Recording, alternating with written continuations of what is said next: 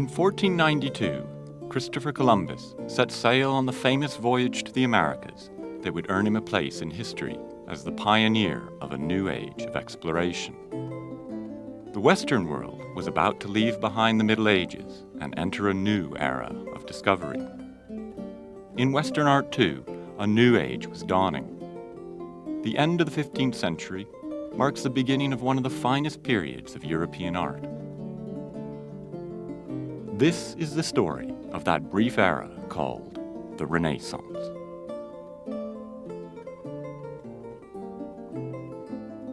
The Renaissance is really the period when things certainly come together for art history. It's one of those moments we remember, like Impressionism, as being particularly important, because not only do we have patrons who are prepared to pay for art, but we have amazing artists who are prepared to produce the things which their patrons want them to do. I'm talking about figures like Michelangelo, Leonardo, Raphael, Titian and Holbein, these great artists who worked for the famous princely and papal patrons of Europe in the 15th and 16th centuries.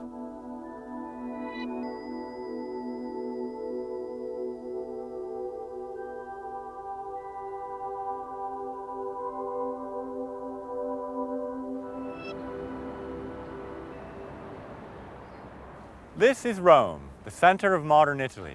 And of course, in ancient times, it was the center of the greatest empire that Europe had ever seen, the Roman Empire. Around 1500, the papacy was growing much stronger. Its wealth was increasing, and its popes became incredibly ambitious, both in terms of art and politics. Also at this time, through the rediscovery of classical literature, artists were beginning to be regarded as what we now call the genius.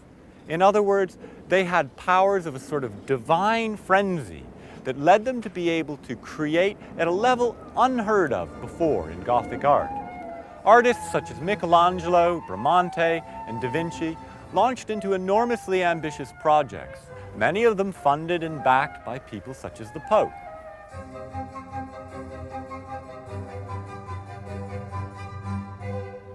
The word Renaissance means literally rebirth.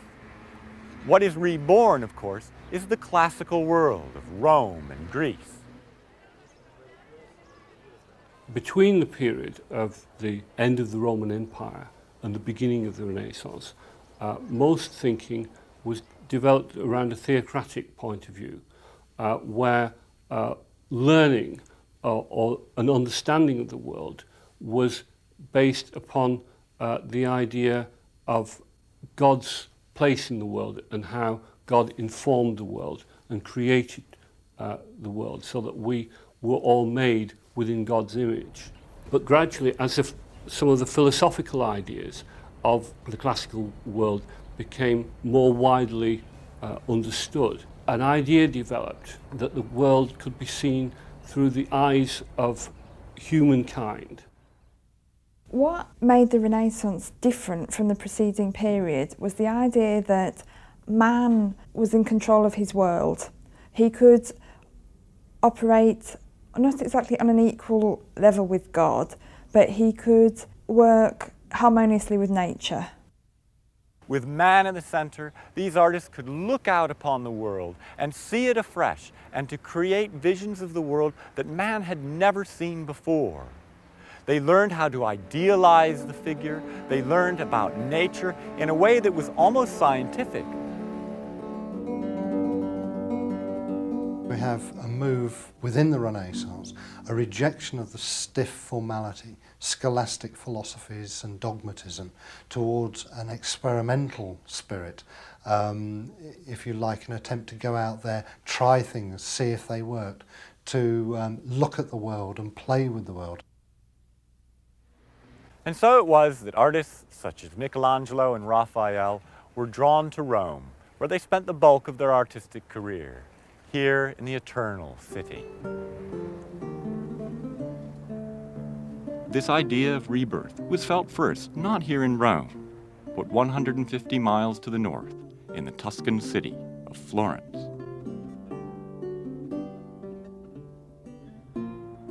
An attractive, prosperous city today, Florence is famed the world over for its art galleries and museums.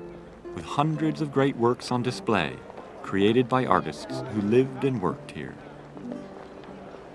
The first of these great Florentine artists was Giotto, active around the beginning of the 14th century. It was early in the 15th century that Florentine artists collectively initiated what is now regarded as the early Renaissance. In an independent, outward-looking city, made wealthy by trade and commerce, a new fascination with the art and literature of the ancients began to develop. The discoveries and innovations of the artists of Florence soon began to spread throughout Italy, and eventually elsewhere in Europe. But throughout the 15th century, Florence retained its preeminence as an artistic center. It was into this culture that a teenage boy arrived around the mid-1460s. His family moved from a nearby Tuscan village where he was born. A precociously talented youth, he would take advantage of the opportunities for learning afforded by Florence and developed into one of the most admired and sought-after artists of his time, Leonardo da Vinci. As a painter, Leonardo certainly did deserve his reputation. He was an innovator in all sorts of ways. And one of the significant things about his paintings is that he was moving from the very stiff, very formalised composition of paintings, which was current up to that point, to something much more fluid, much more evocative. The use of colours and the way he painted the colours. All of this suggested a much more fluid, experimental approach. From an early age, Leonardo demonstrated an insatiable appetite for study, and the sheer breadth of his research can be seen in his surviving notebooks. He studied anatomy, astronomy, physics, geography, and engineering, amongst the other subjects that today are the preserve of single-subject professionals. He created designs for flying machines 400 years before the Wright brothers took to the air. But Leonardo was first and foremost an artist who soaked up the technical advances in art taking place in his lifetime. His unfinished Adoration of the Magi, now on display in the city's great Uffizi gallery, displays his early mastery of the new science of perspective and his dramatically solid, authentically posed figures, all arranged in the satisfying pyramid design which had been pioneered by Botticelli in his Adoration of the Magi, also in the Uffizi. Leonardo's Adoration would remain unfinished, however, since 1482 would see the young artist leave Florence to enter the service of Ludovico, Duke of Milan, where he would remain for 18 years. He worked as the Duke's chief engineer and architect, whilst at the same time working on sculptures and paintings. He continued to indulge his powerful passion for research, most notably his study of nature and the human body. His explorations into science, into anatomy, into flight, into all these kind of branches of learning showed the way in which man was perceived to be able to be in control of his environment and to be in control of nature. This can be seen in Leonardo's painting of the Last Supper, which was regarded as a revolutionary work.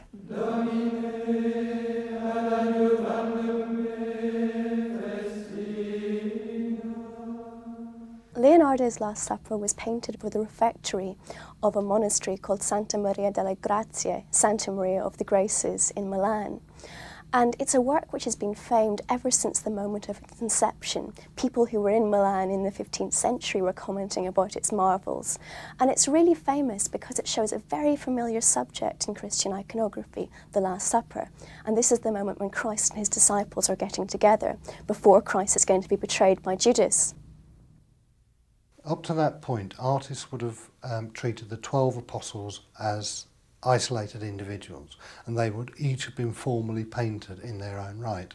But what Leonardo did was grouped them into dynamic groupings of 3, and these were arranged around the figure of Christ and framed the figure of Christ. So the whole tenor of that painting, and it is truly a masterpiece, is a painting full of movement and full of life, which had hitherto not really been apparent in paintings of the period. Here we see all of the apostles sitting, having their meal off the same refectory tables that the monks themselves eat off. And even the tablecloth was the same tablecloth. It's known that Leonardo actually requested these items so that he could construct his image on the same basis. It gives the monks the impression that they are having their meal at the same time that Christ is having the Last Supper. I suppose the effect of it is heightened today by the fact that painting is in a parlous state of disrepair. It's in a complete mess, because Leonardo, although he was a great painter, was not a great technician. He didn't know how to paint fresco, which is the medium which this painting is on, straight onto the wall of the refectory where the monks ate. So it's been disintegrating gradually for the past couple of hundred years. But although this is very sad for the painting, it gives it this misty quality, which when you're looking at it makes it look even more evocative, romantic and emotional. So in a sense, the bad technique actually heightens the way the painting looks as an evocation of the Last Supper. Soon after the completion of the Last Supper, Leonardo was forced to leave Milan when it fell to the armies of the French, and he returned to Florence in 1500. By 1502, he'd found himself a new patron, the tyrannical Cesare Borgia, the Duke of Romagna. Working principally as the Duke's architect and engineer, Leonardo also continued working on several portraits, although only one of them has survived to the present day. Now on display in the Louvre, Paris, it captures Leonardo's memory of a haunting smile he once found on a Florentine woman of his time. The Mona Lisa is perhaps the most famous of Leonardo's paintings. It's, in fact, so famous it appears in images throughout the world, possibly more than any other painting that's ever been produced.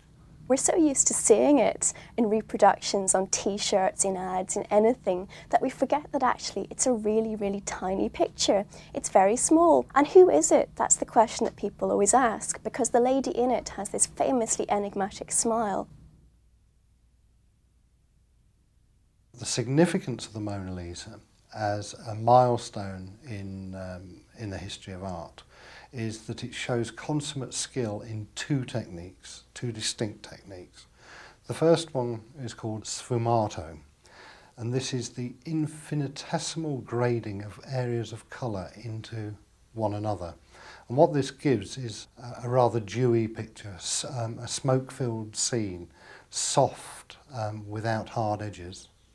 And the second technique is called chiaroscuro, and this is the modelling of forms, the bringing of form onto the canvas by the use of light and shade, and the juxtaposition of light and shade to suggest solid form. Leonardo is very keen on these strange, romantic, evocative landscapes, and the back of the Mona Lisa, like many of his other paintings, has these strange mountains and sights not known to man, but which came out of Leonardo's imagination. He was amazingly fertile. He kept all these diaries and notebooks in which he'd write down any idea he had. And he saw himself not just as a painter, but as an inventor and an engineer and just a great thinker. And I think that comes across in paintings like the Mona Lisa, which are more than a painting. They really are about an attitude of mind or of thought. It's a way of seeing into Leonardo himself, really. The Mona Lisa, again, has a problem because in a sense it needs cleaning, but it's rather regarded almost as too valuable a painting even to touch, so that if it was cleaned, we perhaps would have a much more definitive view of how he constructs the recession within the paintings and things like that. But we now only have perhaps a part of the image because of this problem. By the time of the creation of the Mona Lisa, Leonardo was already a legend, whose skills were sought by the great men of his age. Noblemen wanting portraits, civic leaders wanting advice on canal construction, generals wanting weapons.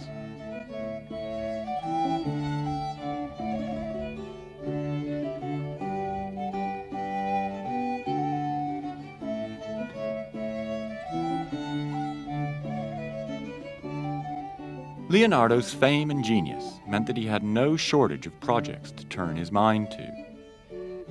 In 1505, for example, in Florence, he was asked to join a committee of artists to decide where to place a new statue created by a 28-year-old Florentine contemporary.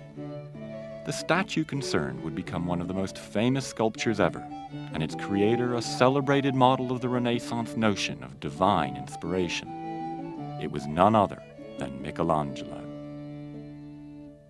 Michelangelo is the second of the great Florentine artists of the High Renaissance, and quite different from Leonardo. Whereas Leonardo was placid, calm, easy to work with, Michelangelo, on the other hand, was difficult and tempestuous and had even proved to be too much for a pope. Born in 1475 to a well-connected family, as a youth he was briefly apprenticed to Domenico Ghirlandaio, an important fresco painter of his day.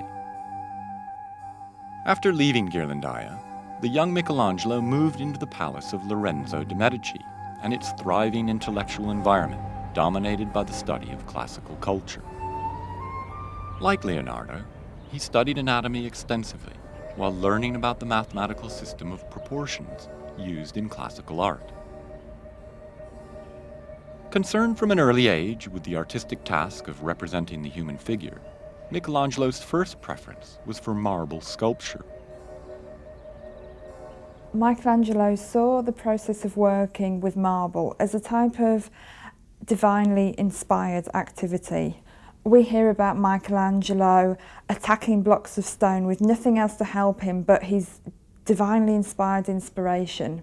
However, other sources tell us that he actually worked painstakingly with his marble, and he saw this process as a way of setting free a type of spirit that was trapped within the block of stone.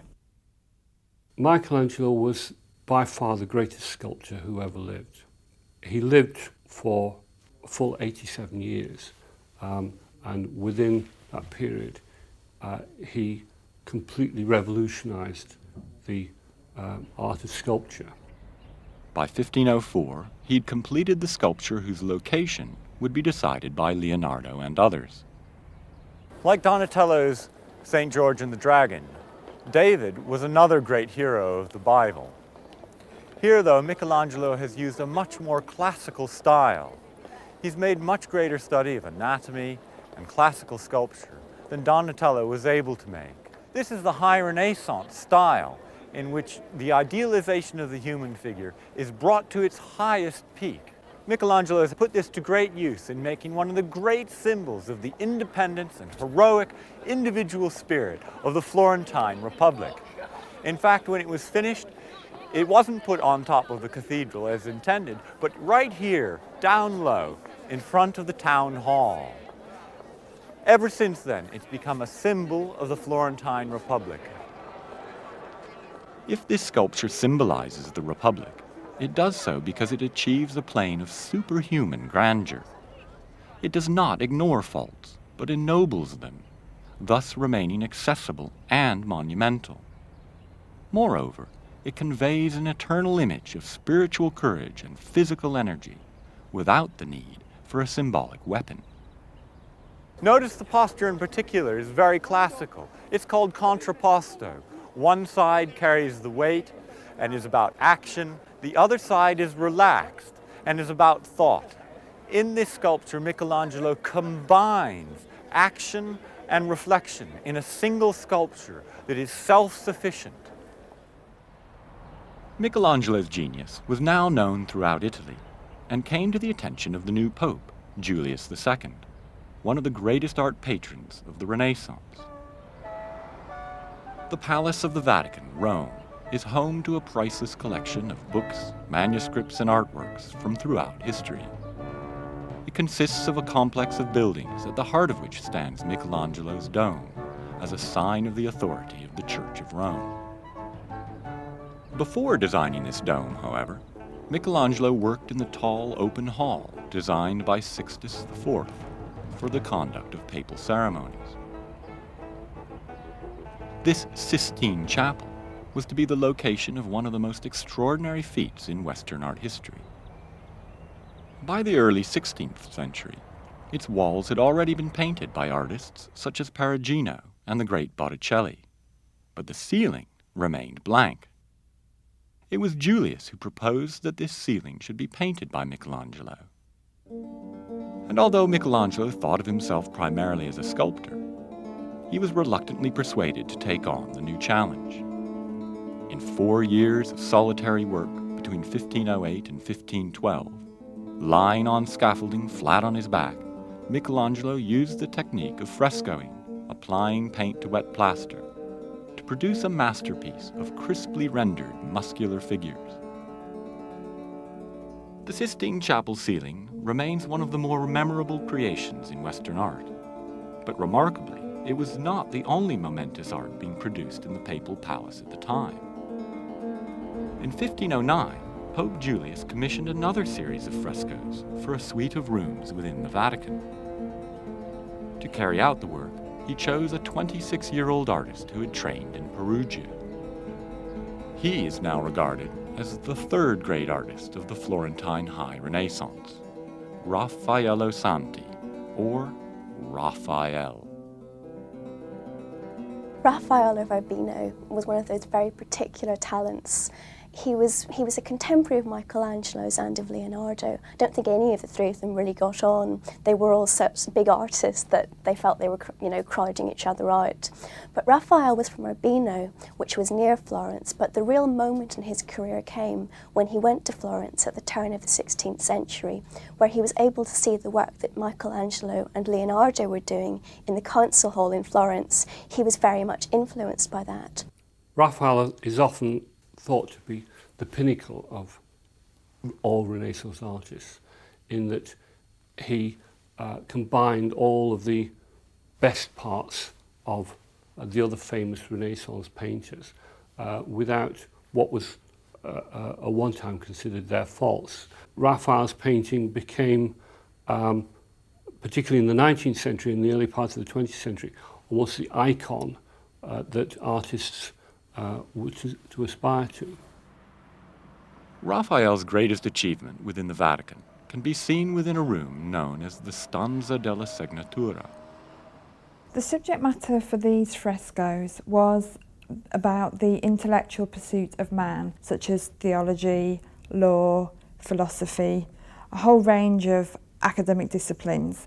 This theme fitted in very well with the purpose of this room, which formed part of the suite of papal offices of Julius II. An important feature of this room was Raphael's School of Athens, whereby various philosophers exemplify their particular ideas and particular thoughts by their gestures and by their facial features. Frescoes such as this, and others, such as the nymph Galatea, which can still be seen in Rome's Villa Farnese, would have been enough to secure him fame within his lifetime. But it is not for these that Raphael is best known, but for a series of paintings executed during his earlier period in Florence. Having arrived there at the age of 21, into an environment dominated by Leonardo and Michelangelo, he quickly produced a series of images of the Virgin Mary that have become a standard for such devotional work. A superb example of Raphael's Madonnas can be seen in the Uffizi in Florence. It's entitled The Madonna of the Goldfinch. The Madonna of the Goldfinch, this was painted shortly before he left for Rome in 1508. It's a triangular composition that allows Raphael to create a completely stable, unified composition. This painting was painted for a man called Lorenzo Nasi, who was a great familiar of Raphael's, and it's a little Madonna with the Christ Child and St John the Baptist. And it's a beautiful composition. It's very, very sympathetic. The Madonna has a lovely, lovely face. It's in a gorgeous setting. It's something to look at, which you would gain a lot from each time. But we also forget that it's a religious image. And this painting really was meant to show an apocryphal, that is a made-up moment from the Gospels, when the little baby John the Baptist was meant to have gone to baby Christ and asked him about the mystery of the Passion. And when he brought with him a goldfinch, which is a symbol of the Passion, and this painting with these two beautiful infants is meant to symbolise them both knowing that actually they're going to suffer horrific deaths for Christianity. So for people looking at the painting, they could appreciate the beauty of it and also the religious sentiment. So it had a twofold purpose. It's a very, almost a sweet sort of image. It's an image which has come down to us as a kind of totem, almost, of what pictures of the Madonna are. And Raphael was the painter who was able to encapsulate this most within his painting. Although Raphael's fame stemmed primarily from Madonnas such as this, and from his Vatican frescoes, he also executed several important oil paintings, notably of the two popes who patronized his work, Pope Julius II, whom he painted in 1511, and his successor as pontiff, Giovanni de' Medici, or Pope Leo X.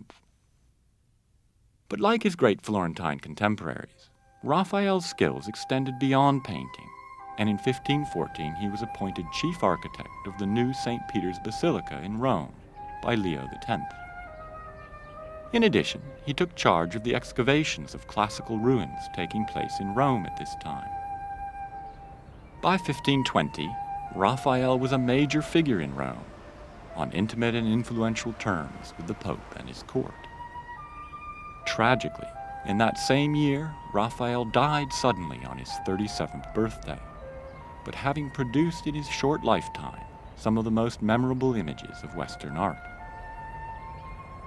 Raphael was the second of the great triumvirate of Florentine High Renaissance geniuses to die, the great Leonardo having died the previous year at the age of 67. By contrast, though, Michelangelo would survive for another 44 years, his greatest painting during this period taking place once more within the Sistine Chapel, between 1536 and 1541. This was his large fresco for the altar wall.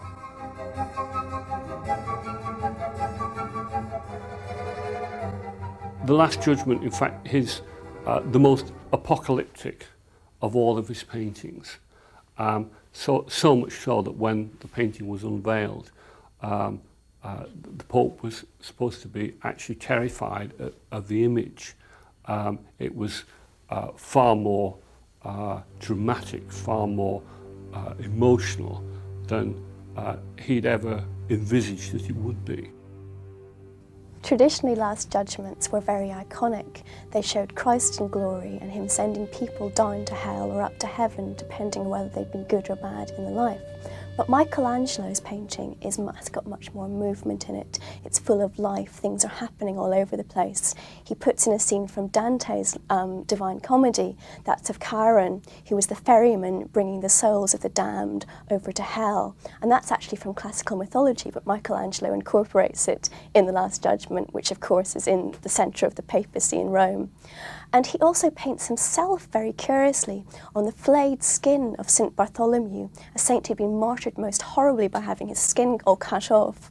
And Michelangelo places himself there, which has been used as an example of what despair he might have been feeling when he was painting this Last Judgment, which he was very unhappy to be doing it. He was doing it as a great favour for the Pope.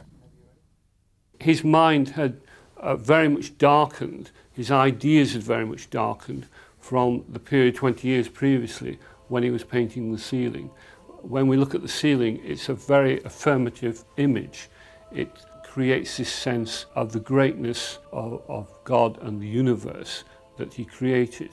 But The Last Judgment is a painting which underpins this notion of the frailty of mankind and of how judgment will come to all of us.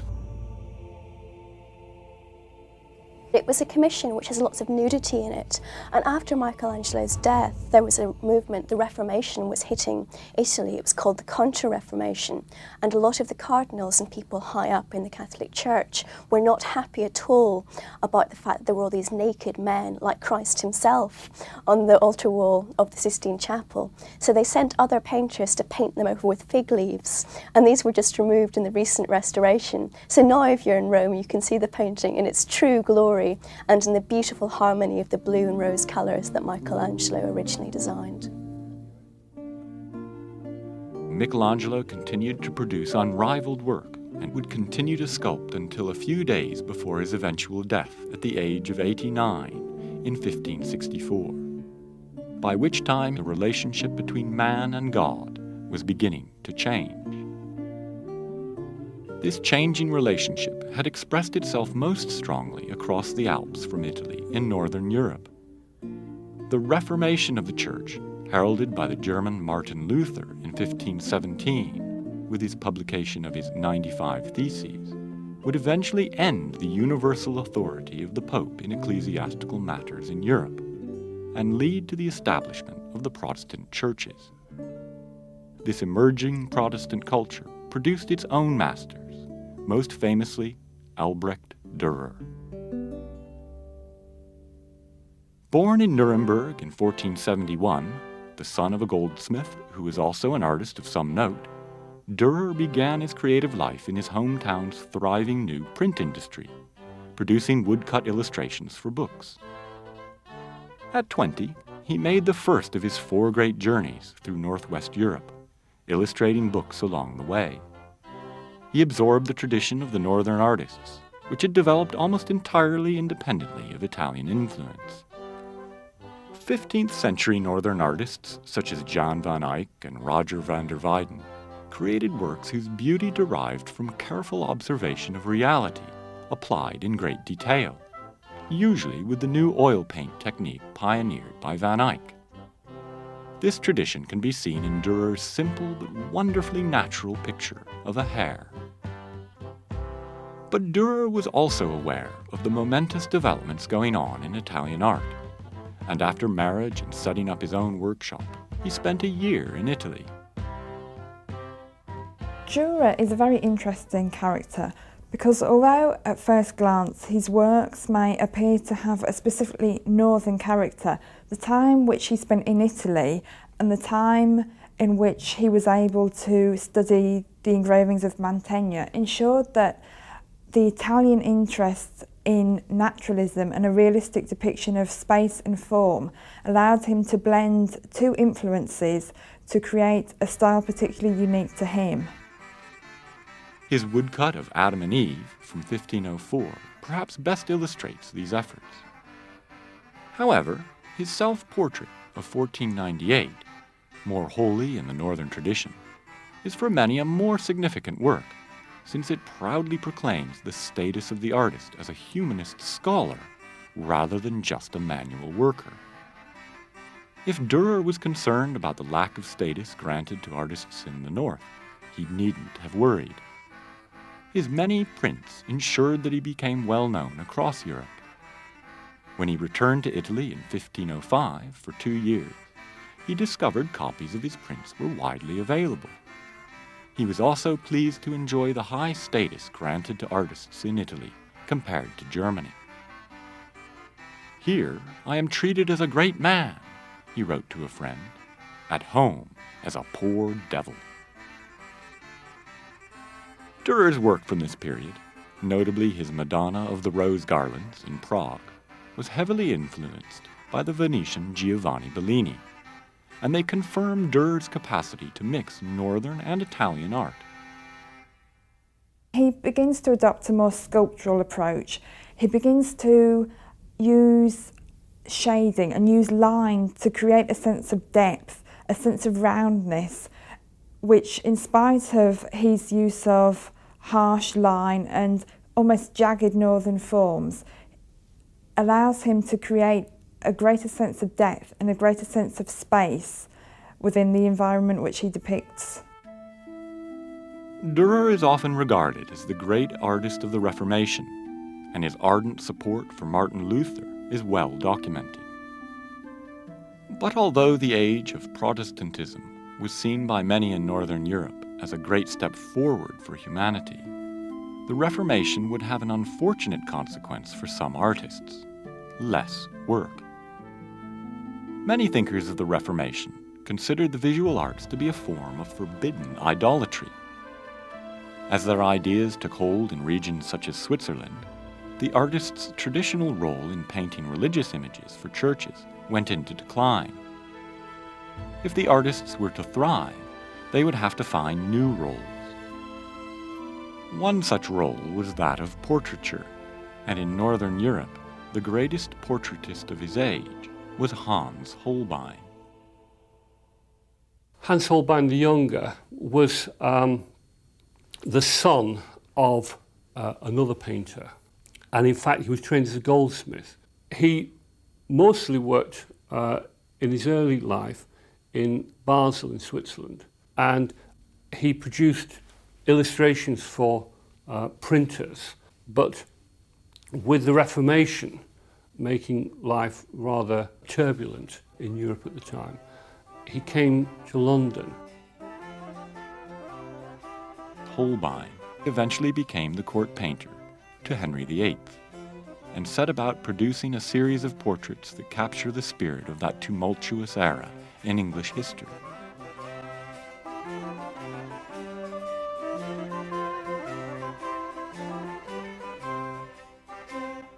The attention to detail, characteristic of the Northern European tradition, can be seen not only in his surviving portraits of the king and his later wives, but also in his images of the courtiers and merchants of the time. Portraits whose elegant simplicity seem to capture the spirit and attitude of the subject. The National Gallery in London is home to one of his best-known portraits, The Ambassadors. It represents the ambassador to France in 1533, a man called Dainville, and his friend who was a bishop called Georges de Selve. And Selve probably came to visit his friend Dainville in London in April or May 1533, and the painting is a very, very important it's like saying this meeting happened. It shows what they did when they were in London. And it really tells us a bit about the men who were members of the French nobility, very, very, very high up, and their interests, because the painting is very famous for the number of objects it represents between these two figures. What we see in the painting are images of globes which show their worldly power and influence. We see books, one of which is entitled Arithmetic for Merchants. We see the latest theological treatise from Martin Luther. We see all of their ideas within this Renaissance world that they inhabit. And yet also what we see is a lute on the lower shelf behind them. Curiously, the lute has a broken string, which has a rather deeper meaning. And the main feature of this painting, apart from the two men, is the strange distorted skull in the centre of the image right on the floor. And the curious thing about this skull is that you can only see it properly from an angle, and it would be seen as if you were coming up a stairs and suddenly you would see the skull in front of you. You wouldn't see it, and suddenly there it would be there. So it's a very sudden, immediate response that someone looking at the painting would see. What all of these details are telling us is that life in itself is still transient, so that Holbein tells us both that the two people he paints are the members of the very pinnacle of society, but also that they, along with all of the rest of us, are mortal men, and that life will pass. If Holbein was the undoubted master portraitist of his age in Northern Europe, among Italian artists of the time, that honor goes to Titian, who hailed not from Florence, but from Venice.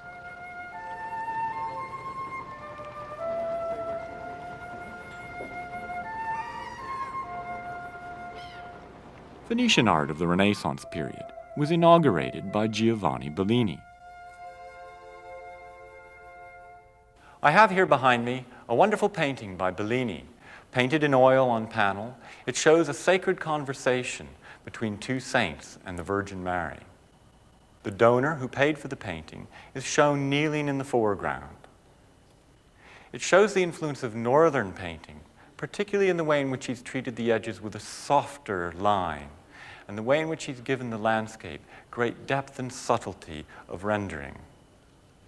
The colors are rich and bright, in keeping with the Venetian tradition of capturing strong light and delicate shading.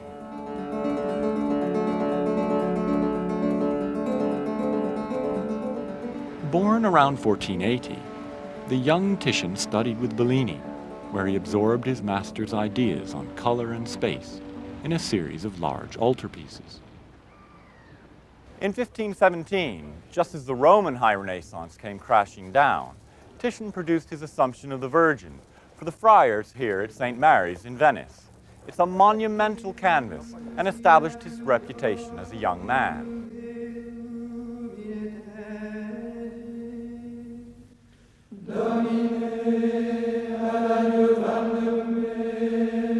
Now, the subject in this painting is the Assumption of the Virgin, and this is the moment when the Virgin Mary is taken up into heaven and is reunited with her Son as the Queen of Heaven. Now, Titian's painting is amazingly dramatic, but what's great about the painting is there's this pyramidic movement in the centre of it, of the Virgin and the saints who are watching her ascension below her, staring up at her. So the painting is very, very strong, and it's just stunningly beautiful. Bright colours, blues for which the Venetians were particularly famed. So the blues and the reds make this painting even more dramatic than it would be otherwise. What Titian then did was he painted a much more dynamic image than had ever been produced before.